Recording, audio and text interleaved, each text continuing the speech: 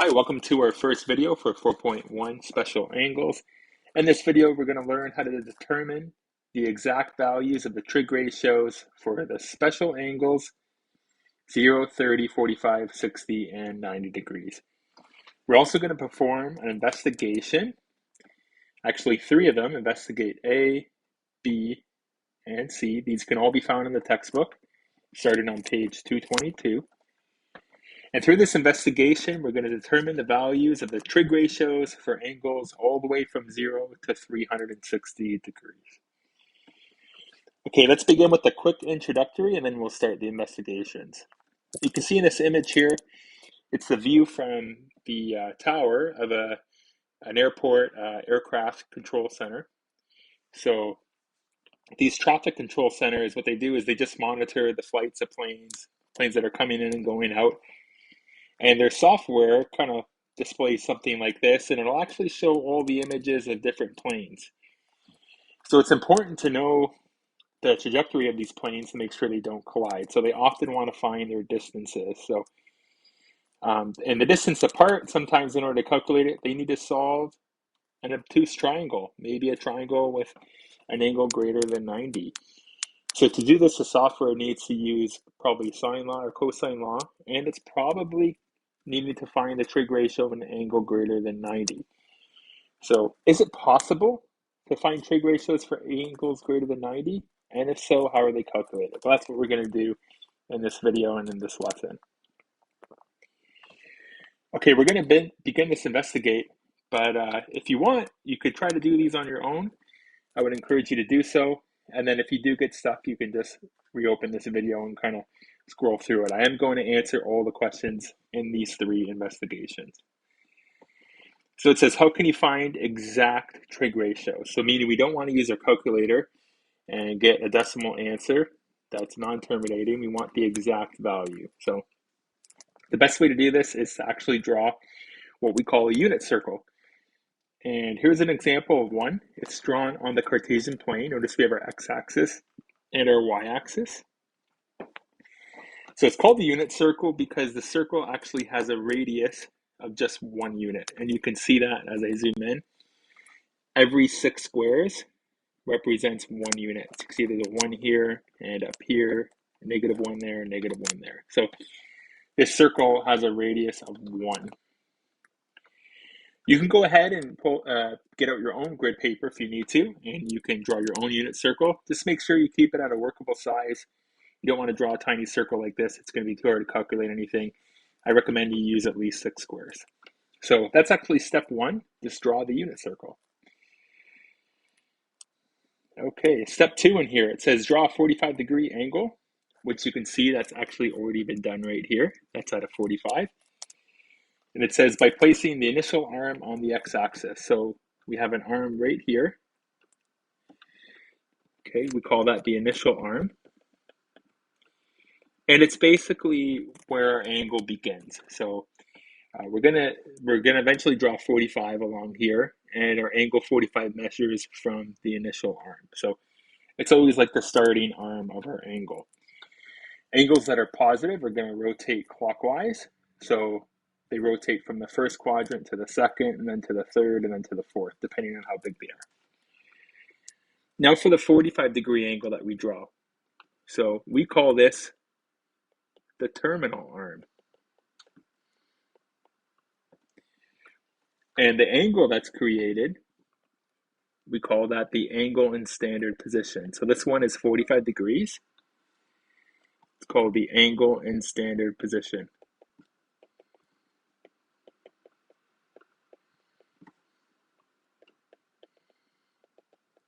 And the angle in standard position always begins from the initial arm and then rotates to the terminal arm. We'll draw a little arrow on here showing the angle. There we go. Okay, it also tells us to label a few points. So the initial arm, we draw through here. And then the terminal arm, we're supposed to label this point on the unit circle, point A. And then we're told to draw a vertical line straight down to the x-axis and call that point B. So that's exactly all those steps that are done in part 2. So the investigation kind of actually does step 1 and step 2 for you. Okay, I'm just going to erase a few things here. We know this is 45. We can get rid of that just to save a little bit of space.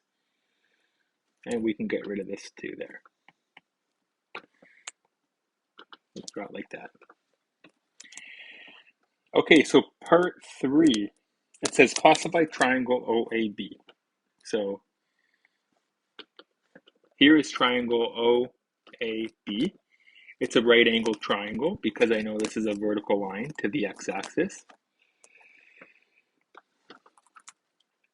All right, so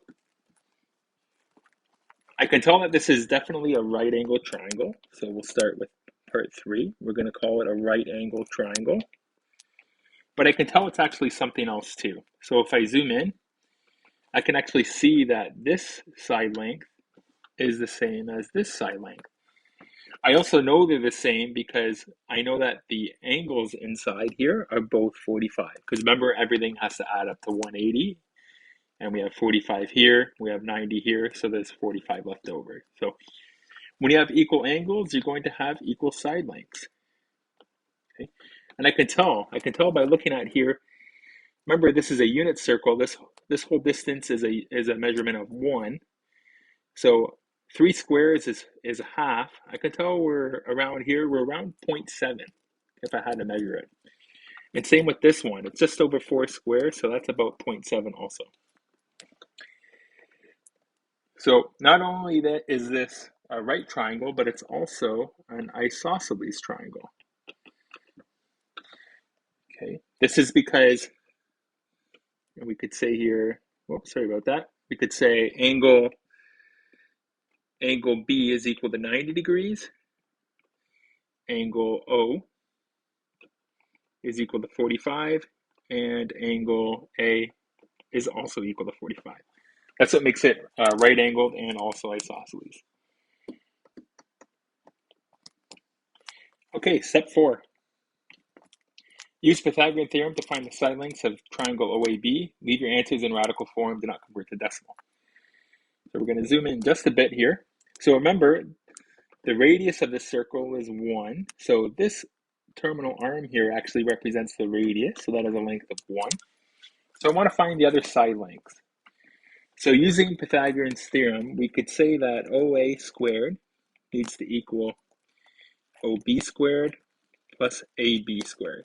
Okay, so what I just said is this side squared is equal to this squared plus this squared. Okay, because we know that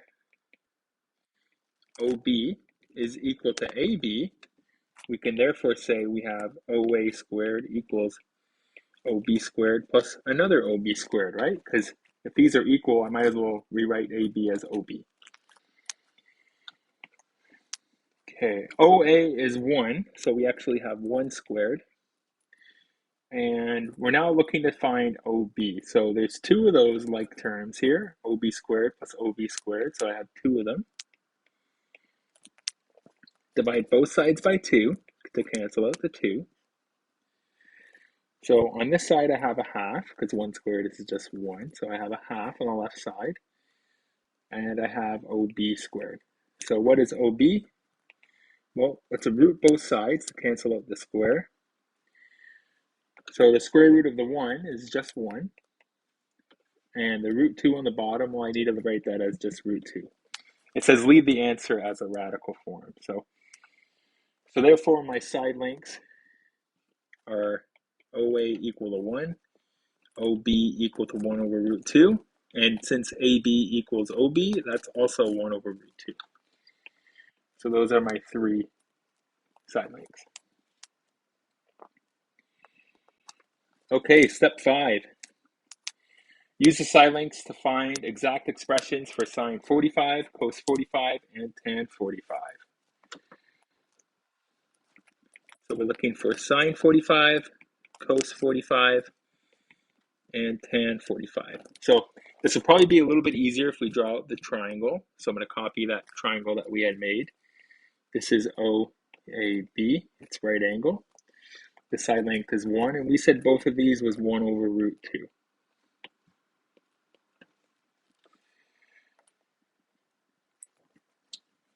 Okay, and here is our angle, 45 degrees. Okay, I'm actually just going to move this over just a little bit.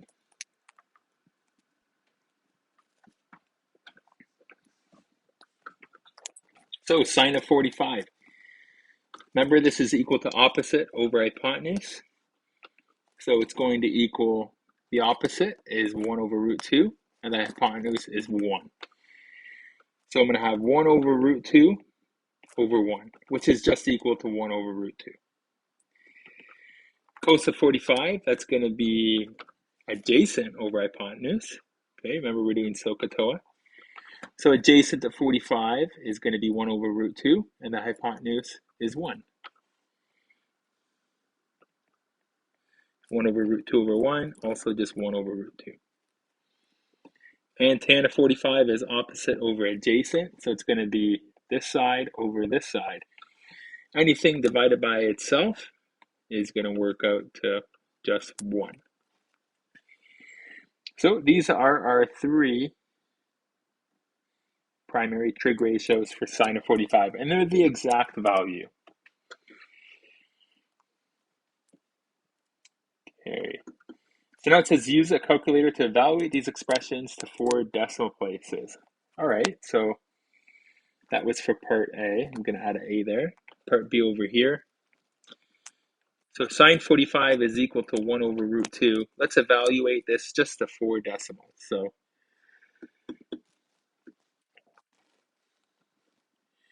turn this to degrees. So we'll say sine of 45 equal to 0.7071.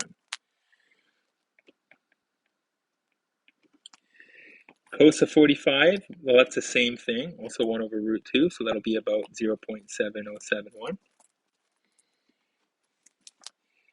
Okay, and we can check that on here, cos of 45. Okay, we can also check the ratio. If we do 1 divided by root 2, we could see that's also 0.7071. Okay.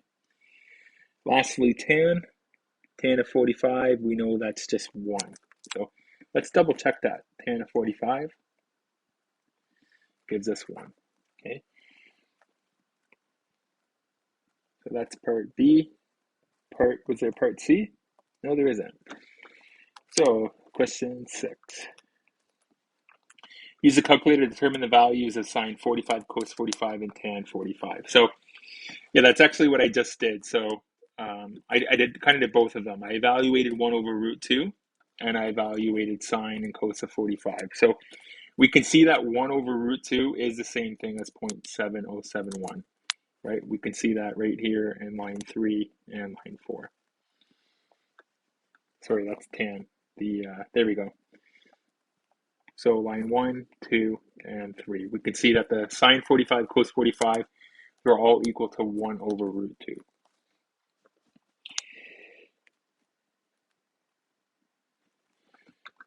Okay, so for 6, I'm actually going to point an arrow kind of back up. So sine of 45, it works out that this is equal to this is this, and that is that. Okay, part 7, it says reflect. How do the trigonometric ratios obtained from the triangle compared to those obtained from the calculator? So we can see that they're the same, right? You saw what I put in the calculator and what I got from the triangle. So they are the same. Okay, which is kind of what we figured out right here. Sine of 45 on the calculator gives us 0.707. And the triangle, we also use that to get our ratios as well. That's what we did right here. So we can see they're also the same. Okay, and this triangle, that was just taken from right up here, right? From our unit circle. Okay, so question 7 is going to kind of bring us back to the unit circle. So I'm probably going to answer 7 up here. So we already did 7a. We said they're the same. And part B, what is the relationship between cos 45 and the measure of the side OB of triangle OAB? So what does cos 45 have to do with the length of OB? Okay, what's the relationship between these two? So remember, cos of 45 is 1 over root 2, right? We can see that's actually also the value of the side length OB. That's what we solved using Pythagorean's theorem. So we can see that those are also the same. If we look up here, okay, remember we said the length of this line, OB, remember I said it was just a little bit more than 4 squares? Well, 6 squares is 1. So just over 4 squares works out to just a little bit bigger than 0.7. So, and we know in fact it's actually 0.707, the value that we've been calculating. So it's kind of cool. We can actually see that they're the same also. So I could actually write that in here. I could say that OB is actually equal to cos of 45. Okay, so they are equal. And we probably see where question C is going to be going. It's going to ask us about sine. So it says, what is the relationship between sine of 45 and the measure of side AB of the triangle? So sine of 45 is also 1 over root 2, which works out to 0.7071. And we can see that even in the unit circle, our length here is also 0.707. So if you could actually get a ruler and measure the grid, this would measure out exactly to 0.707. So we can write that in here. We'll say sine of 45 equals AB. Okay, they all equal 1 over root 2. And in decimal, that's about 0.707. 0.7071. We had one more digit there. Okay, the last part, D. This is kind of what's going to tie it all together. It says, find the coordinates of point A. How do the two relationships in parts B and C, so how does the relationships in here relate to the coordinates of point A? So point A has an ordered pair attached to it, right? We'll bring out pink again. So point A has an ordered pair associated to it. Okay, if I wanted to know what this point is, I need to read its x value, which is OB, which is also cos 45. So the x value is going to be cos of 45, and the height of this is going to be sine of 45.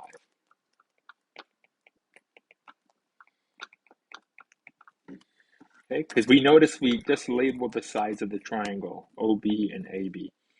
They're cos 45 and sine 45. So that's actually my ordered pair. So the reason why this is important is because this actually shows you the power of the unit circle. What I mean by that is our terminal arm, when we rotate it a certain amount, let's say theta, the point that this lands on the unit circle, the ordered pair, it's always going to be, the x value is going to be cos of the angle, and the y value is going to be sine of that angle. So we can actually just find our point on the unit circle, and it'll tell us cos of that angle and sine of the angle. So what I mean by that is, let's say point A was out. Let's try to pick a nice point here, maybe right here. Point right over there. Well, my x value for this, it's hard to tell what it is. So I'm just going to leave it as x, and I'll leave y as what it is. But this would be, x would be cos of this angle, which is bigger than 90. And the y value is going to be sine of that angle, which is also sine of an angle bigger than 90. So that's the power of the unit circle. We're going to start doing some examples with this later on, but first we're going to finish the rest of the investigation. So what can we say? What can we conclude? We'll just write point A. So this is the point where the terminal arm meets the unit circle. The x value is going to be cos of the angle. In this case, it's 45. And the y value is sine of the angle, 45. Okay, so that wraps up that first investigation, which means it wraps up our first video. I'll see you guys in the next one.